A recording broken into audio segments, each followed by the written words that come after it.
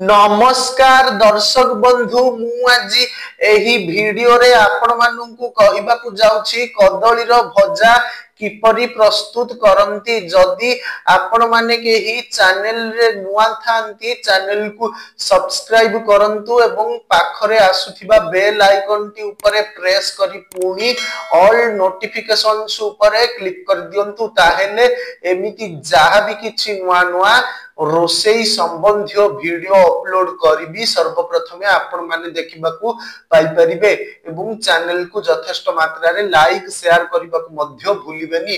ताहेले चलंतु देखिनबा कदली रो भजा किपरि प्रस्तुत करंती एवं एथि पई कोन कोन सामग्री प्रथमे नेबाकू हुए।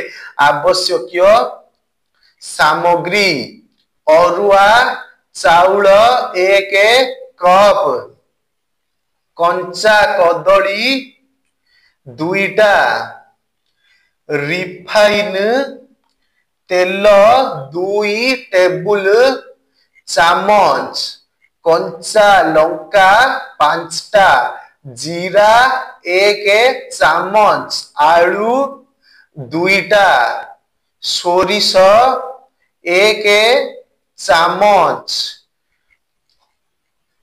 आवश्यक अनुसारे लूण और हलदी। प्रस्तुति प्रणाली अरुआ चाउल को बतुराई सेथिरे जीरा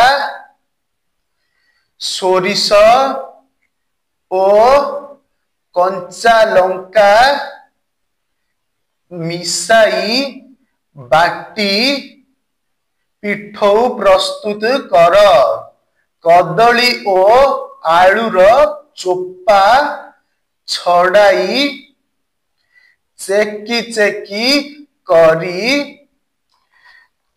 काटी सेथिरे 1 कप पानी लूण और हलदी देई सिझाई दियंतु।